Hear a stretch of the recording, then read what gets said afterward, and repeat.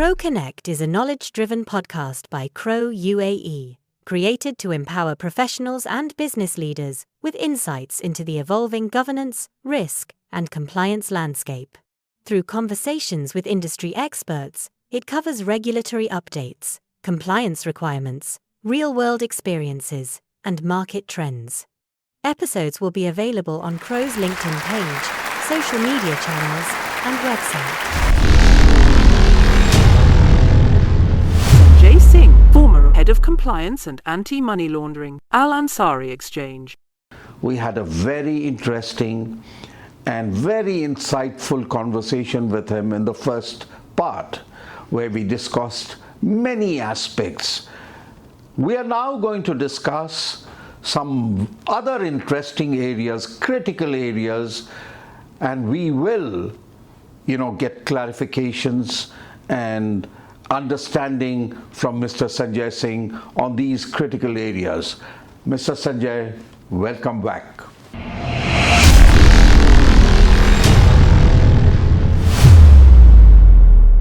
Mr. Sanjay, a lot of importance is attached to the independence of the compliance function and the internal auditor.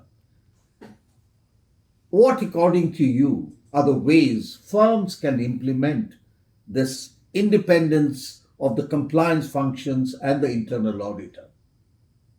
Very pertinent question, Mr. Pijush.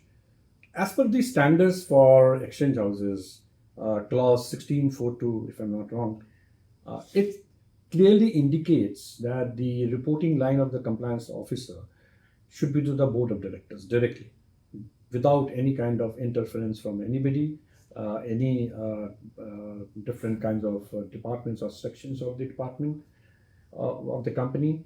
And it is very, very pertinent to do so because of the reason of independency and accountability. So since board of directors or the owners are also accountable from the regulatory perspective, but a compliance officer cannot be successfully operating if he is not reporting directly to the board of director and the owner.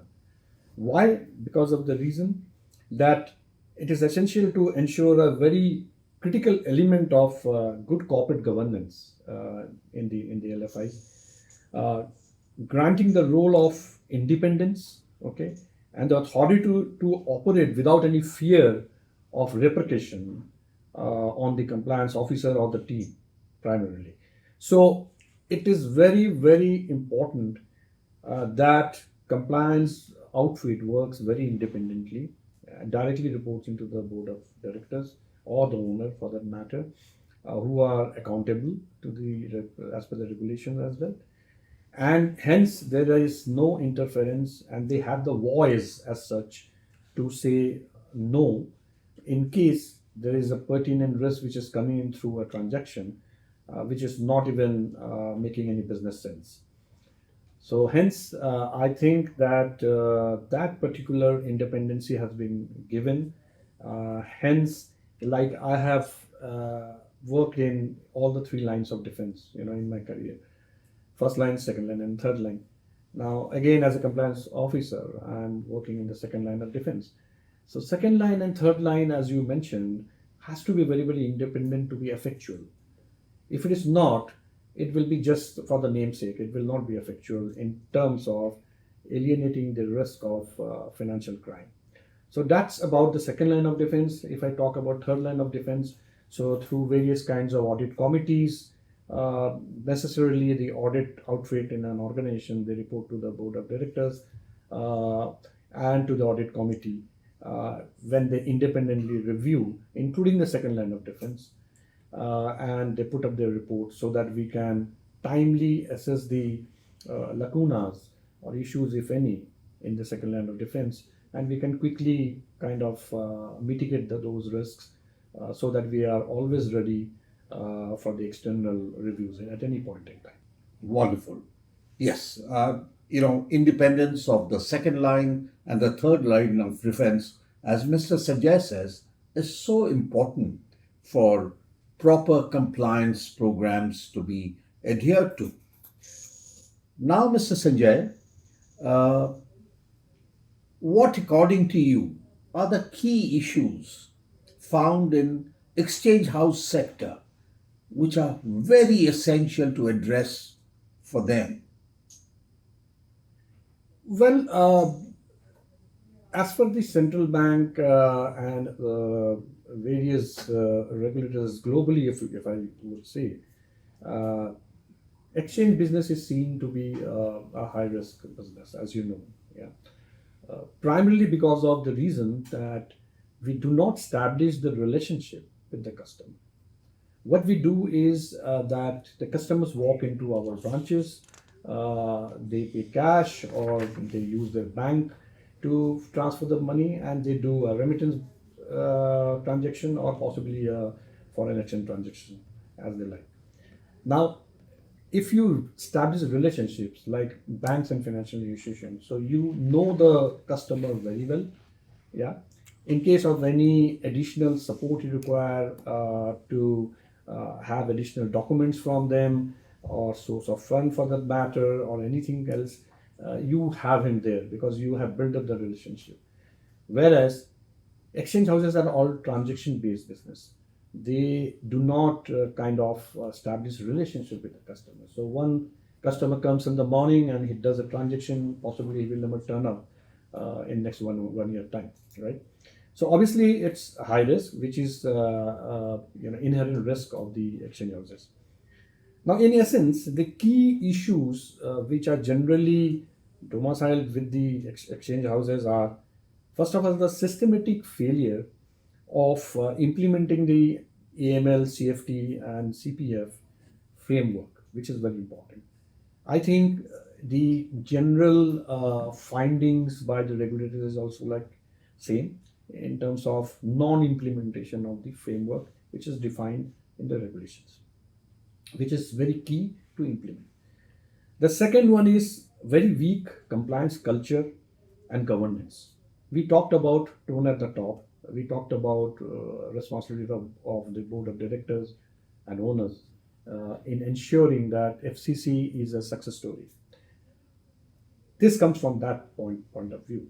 So a weak compliance culture within an organization or even the governance will ensure that you possibly will be pulled up and enforcement will be kind of taken through you in terms of financial penalty, possibly in terms of even cancellation of license, possibly, and any other repercussion from the central bank.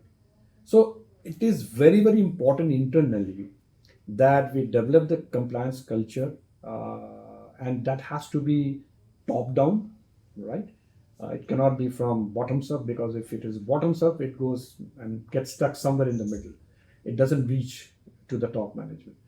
So the tone at the top has to be that the culture has to be embedded for FCC within the entire organization.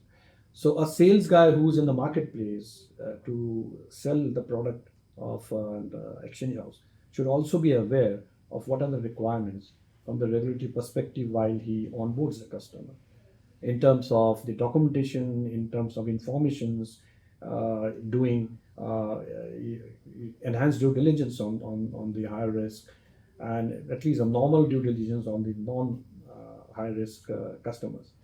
So it is very, very pertinent that that culture has to be built within the exchange houses. The third point which I want to discuss is the operational failures, which has been generally quite rampant in the exchange house sector. Now, what is this operational breaches in terms of getting down to the transaction level? Understanding the transaction properly. What is the purpose of the transaction? Where is this source of fund, from where the money is coming in, right? In terms of which country it is going. Is it going to a high risk country, or it is normally going to any other jurisdiction? In terms of understanding who are the people behind those customers, the sender and the receiver. So there has to be certain needs to make sure that the operational failure are kind of alienated totally in terms of doing the transaction. And yes, volume is definitely a big issue in terms of doing these kind of due diligence on all the transactions. And there we talked about RBA when it comes to the risk-based approach on these transactions.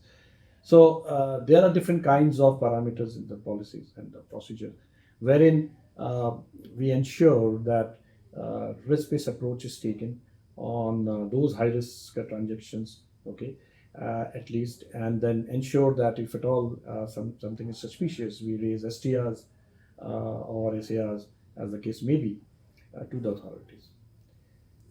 The fourth one is the individual culpability and mismanagement. This is what primarily I am a compliance officer of a company, right? I have a team, right?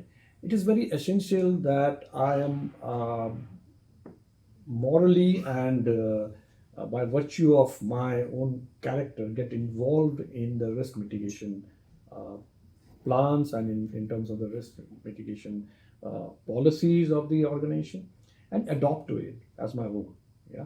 So what has happened is, like, there has been failures in many cases where particular individual in our organizations are heavily penalized because of that particular person's not adopting or following the regulations and the guidelines, right?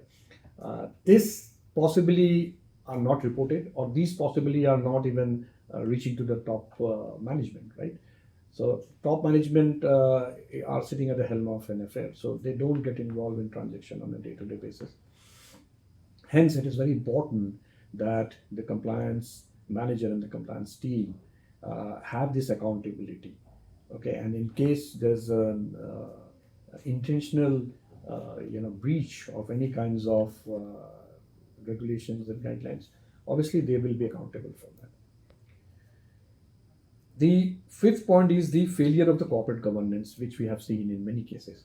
Now, corporate governance, as I already said, that it is a key factor in terms of actually ensuring that financial crime compliance is followed properly in the organization. Everybody knows the importance of it, okay, and ensure that those are properly mitigated.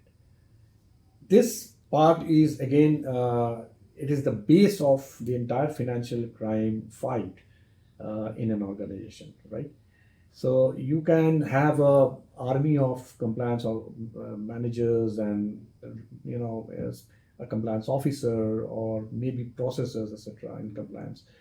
But if the corporate governance doesn't really ensures that you have the properly embedded systematic monitoring and control on financial crime, then it will not be a success story. So these are the issues which are generally seen in the industry of exchange house sector. Also, it is very important that proper investment has to be done in financial crime fight. Now, these investments are, as I mentioned earlier, is to be judiciously spent on various kinds of resources, which possibly would be even human resources, systems. Now we are talking about artificial intelligence. We are talking about generative AI and into the transaction monitoring area, all those. So these are all evolving tools which are there, wherein it is very pertinent to invest by LFIs. Yes, I'm also conscious of the fact that not all organizations are of the same size, so it will not like one size fit all. There are smaller exchange houses who possibly may not have those kind of financial outlay, or they may not have those kinds of resources, but in a way or the other they will have to find their ways to ensure that they also kind of systemize, use intelligence into their detection machines and ensure that financial crime is alienated to a larger extent. So that's something which is very important as well. That was really insightful, Mr. Sanjay. I just want to, focus that he mentioned a few things. One, non-implementation of the framework, lack of compliance culture, not going down to the transaction level, justification of the transaction. He also talked about investment in compliance systems and resources. So these are really insightful,